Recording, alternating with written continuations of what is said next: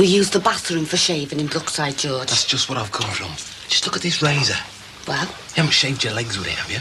I'm making vol-au-vents. Don't be disgusting. What are you doing making them? I enjoyed him at Alan Partridge's wedding reception. He didn't get married. I know, but he had the reception. And I asked his mum for the recipe. I thought I'd do something a bit special, you know. It's him. He's been trimming his beard. Well, the disposables. Michelle's got one of those ladies' electricals. What are you getting at, George? It's your dad. He's been using my razors. Well, it won't be for long. You're right. From now on, I'm keeping my shaving tackle in the wardrobe. That's a bit strange, George. Half as strange as this house is getting. When's he going? I don't know, but we're going to have to be very diplomatic about it. We can't carry on like this, Marie. He's a stranger when all's said and done. He's still our dad. Where's Luke? Where's the twins? At school playing football. Where's Michelle? Collecting on the estate. Collecting what? Catalogue money. Bet she's got skin knuckles banging on them doors. If they find out she's after money, that estate will be like the Marie Celeste. The what? It was a mystery. An abandoned ship. We've got the opposite in this house. Oh, George, what are you talking about? We've got too many crew for the size of the place. We should never have let that council house go. We're better off here. The place is bulging at the seams. What does he want? That's what I'd like to know. He told you. You believe that story? Well, yeah. He phoned an old mate who told him about Petra. He was in Liverpool, so he tracked us down. Yeah, well, I'll swallow that. But what is he after?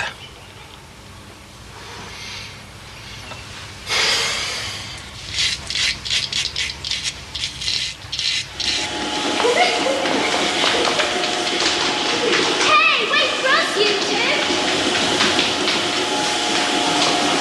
Hey, Dad. Hi, Karen. How's it going? Great. I think we're really getting through to people, you know. Even Gizmo agrees with us. Gizmo? Gizmo Hawkins, he's a mate of our Damon's. No, I don't know him. Anyway, he's come over to our side and he's brought a lot more people with him. Well, you don't look very happy. Well, you're doing a grand job, Karen. It's just that I've been sent for by he who must be obeyed. The head? Yeah, and I think it might have something to do with all this. There is no rehearsal yet. Yeah, sure. See you on Monday. Oh, I don't think you can wait till Monday. I'll hang on for you. Okay, if you want to. I'll be in the sixth form centre. Okay, I'll give you a shout when I come out, right? All right. Yeah.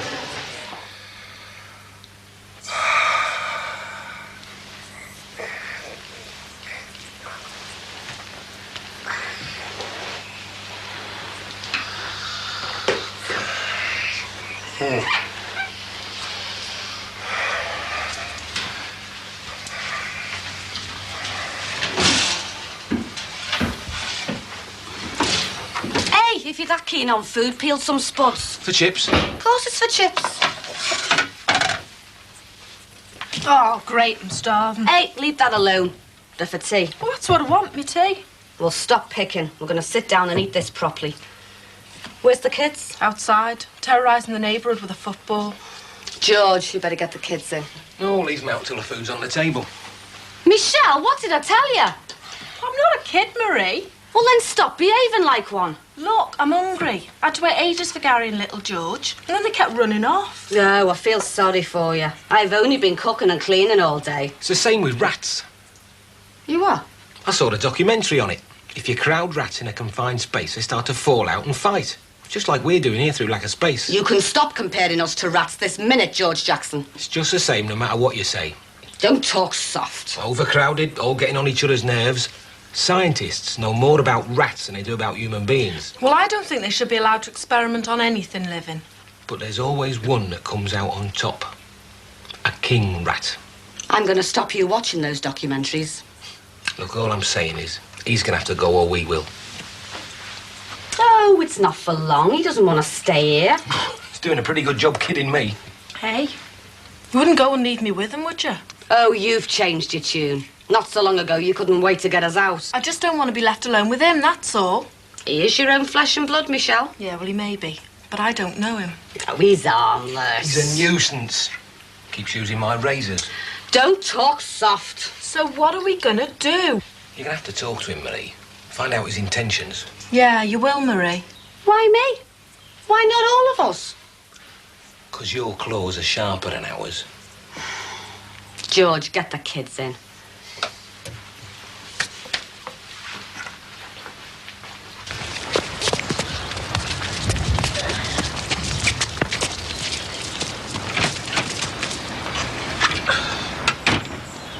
Dinner will be ready in 5 minutes. You want a game, Dad? Come on, you're not supposed to be playing here. You've been told off before. We didn't get told off at the estate. Yeah, we want to go back. You're not as good as Grandad. He was going to play for Liverpool, but his knee went. I wish I had a pound for every time I heard that. Their father's joined them now. Who? George Jackson, out there kicking a ball about with his children. Well, at least he'll supervise them. Well, it really is too much. Well, there must be a field close by where they can run about. Come away from the window, Anna. Don't let them upset you.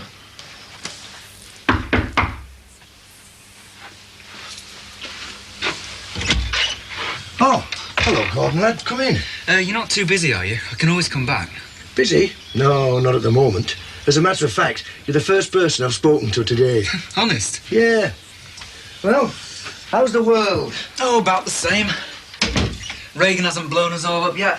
Well, give him time. No doubt he will. You sound very convinced. Yeah, well, it's election year in the States, isn't it? Look what the Falklands did for Maggie. And no doubt the Yanks will want a bigger and better bang.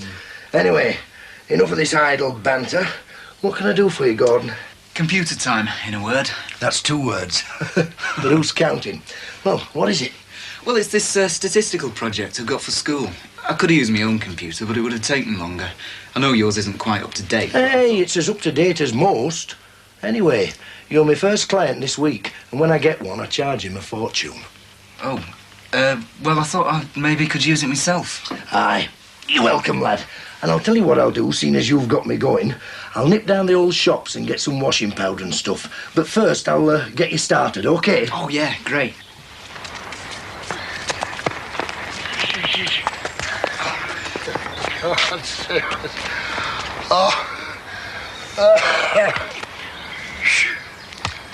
Which one are you?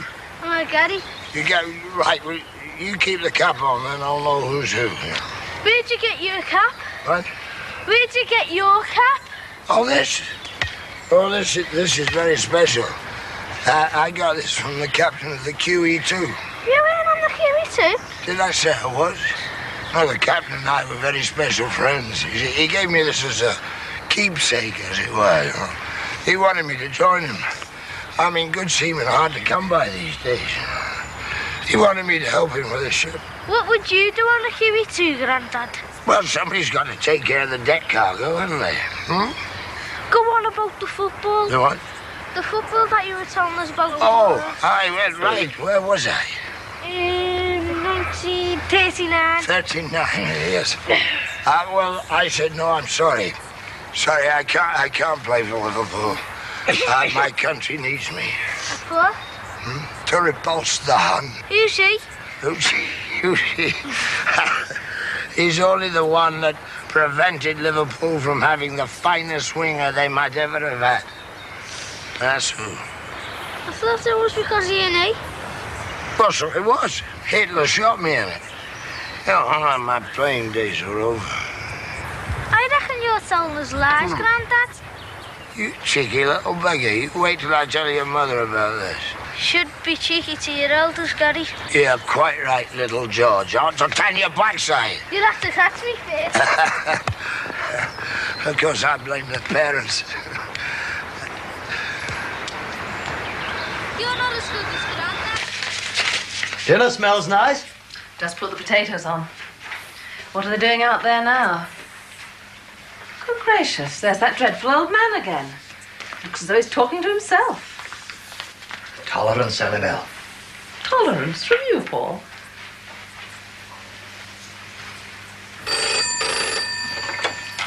Hello?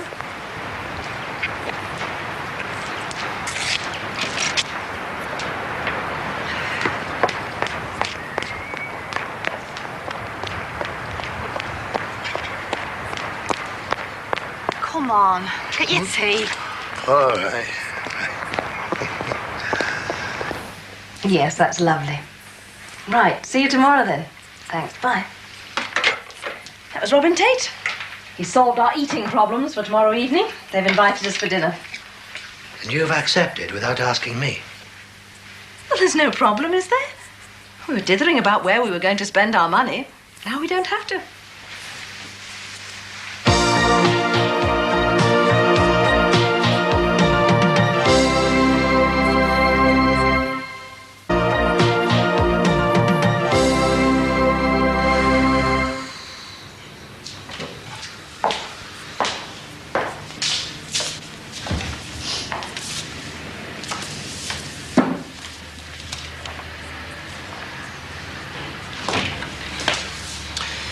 Won't be much longer, Karen. I'd like you to wait if you could.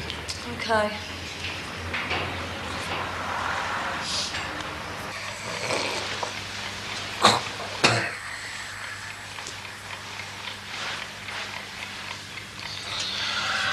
As soon as he wakes up, Marie. And what exactly do you expect me to say to him? Just that he's got to go. It's the only way, Marie. That is our own flesh and blood you're talking about, you know. He's been in a swan all afternoon. And you've never done that, have you? You never let me get away with it. He's me dad, not me husband.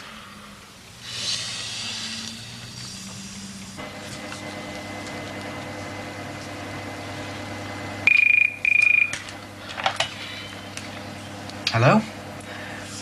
No, I'm sorry, he's not here at the moment. No. Yeah, who are you speaking on behalf of, please? Oh. All right. 2 6 7 9 8 1. All right. Bye. Leave the dinner, Paul. It'll be another half hour yet. Robin said he had something interesting to tell me. Did he? Don't you want to know what it is? Not particularly. Oh, stop sulking, Paul. We'll have a lovely evening. What was it then? Something important? Don't know. Said he's going to talk to me about it tomorrow. Mysterious, isn't he? Crackpot, if you ask me. What about the last time he was here? Have you forgotten that? He's already apologised for his insensitivity. Didn't realise I was quite so ill. Practically had to throw him out. And this invitation is a tangible apology. Sure you're up to it, Anna? Of course I am. Everything's under control, as you very well know. Well, we don't want anything flaring up again, do we? Oh, stop making excuses.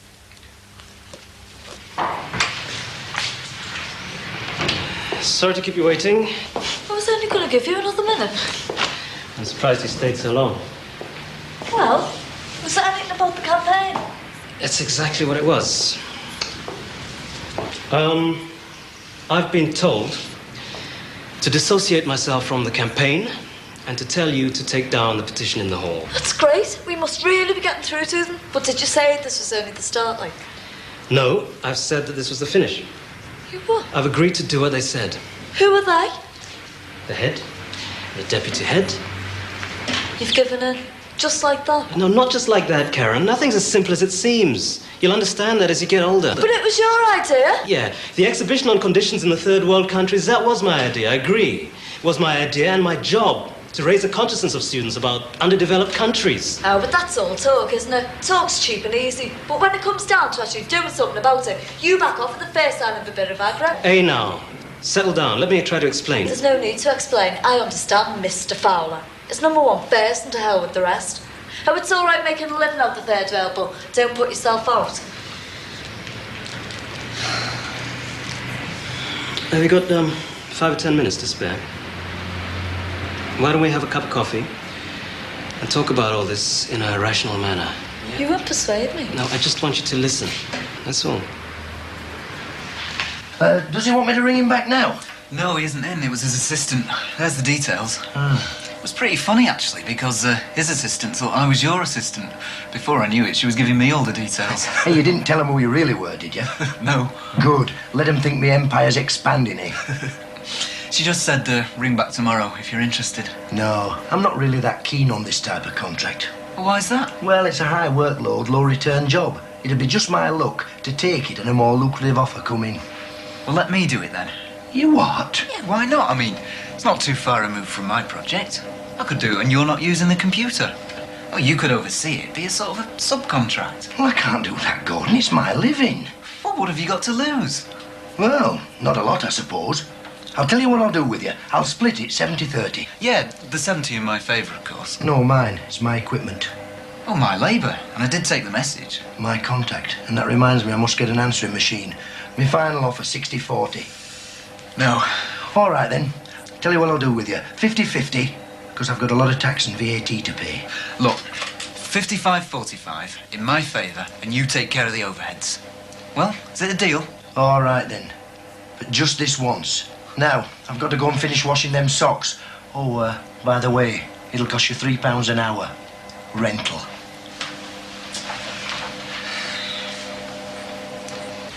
There's only a handful of black school teachers on Merseyside, and God knows how many black school kids. Exactly. You owe it to that. It's probably the same all over the country. So, I make a big issue of this. And what happens? Well, we get something done. Karen, let's get this in proportion. Look, 100 acres a minute are being turned over in Central America for the fast food industry. It takes £8 of grain to produce £1 of meat.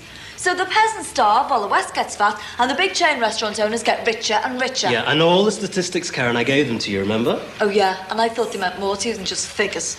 So, the head tells me to pack it in, right? I make a stand. I say the kids have got to know the facts. I'd get suspended. You get a lot of publicity. Yes, and people would say that black so-and-so's a right-stirrer. Told you they'd use the classroom for subversive activities. Bet you he's a communist. There are teachers on the dole, you know. And you're frightened of joining them? Maybe. But I'm also a realist, Karen. If I make a stink about this small issue... Two-thirds of the world starving? More like three-quarters. And you call that a small issue? No, I call a small issue having an exhibition about the third world in the hall and some kids boycotting the canteen. You want me to get sacked for that? Do you think that would have done a lot of good? Next time a black teacher comes here for a job, they'll remember me. And it doesn't take much to put people off. I know that. It isn't just the black people who care. No, of course it isn't, Karen. Do you understand what I'm saying? It's better to dismantle the system bit by bit than get knocked down making grand gestures. It's better to stay within the framework of the educational system and nibble away at the prejudices and ignorance and apathy than get martyred in the cause of some hamburgers. Don't make fun of me. I'm not making fun of you, Karen. I just want you to realize how other people see this. I wish you'd told me that before I stood up in the canteen.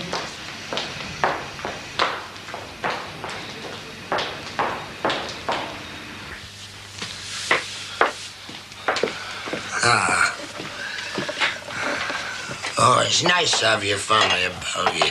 You know, somebody to talk to you. Mind you, one of your kids has got more lip than a tribe of pygmies. Oh, that's a horrible thing to say. Well, it's true. Gary it was, the one with the cap. I didn't think you should be talking about my kids like that. No, I was thinking more of the pygmies. You know, in your day, kids were brought up to respect their elders. Now, just hang on a minute. We brought ourselves up. You were never there. Oh, do you think I like that? I mean, what could I do? You know, I had to make a living, and the only way I could do it was on the ships. I hated every moment that I was away from you three girls, and your mother. Where's George of that paper? He won't be long. Oh. Well, you'll have a word with the boy, will you? All right. But seeing as how we're having words, can we ask you a question? Certainly, my pretty pet. How long are you staying? Oh, don't be subtle about it, Michelle. Why don't you just come right out and ask me? First time for years I've had family about me. Just let me savor the moment, will you? If only the circumstances that brought us back together had been more pleasant. It's just that we're overcrowded. Overcrowded in luxury like this? Dad? Do you remember Grove Street, Marie? How could I ever forget? 2 up, 2 down. Shared toilet down the yard. Yeah, who'd have thought we'd have ever been sitting in a place like that? Oh, that big stone sink, you know? There was no hot water then, was there, Dad? Not there. 3 houses up, They got gas heating in it. A geyser. Oh, yeah. Such luxury. We all went to see it. How was the next door but one? What was her name? Oh, I know you mean. She used to clean and pluck chickens. Oh, yes, and lay out the dead. That's right. Oh, right. What did her husband do? Oh, he was a clerk. He was a snivelling little man. No, he used to do something else to make money. Huh? Oh, yes, he used to buy up insurance policies when people couldn't make the payments. He must have made a fortune.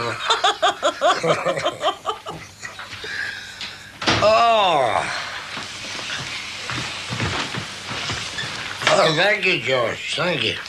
We've just been having a wee chat about the past, memories. Memories. Now, don't be too hard on the boy, Marie, but he must be taught respect. It wasn't me, Mum. Wasn't what? Don't you be so cheeky to your granddad. I'm not. Oh, what's he been doing? Oh, he's just been a bit lippy, that's all. The one with the cat. It's not funny, George.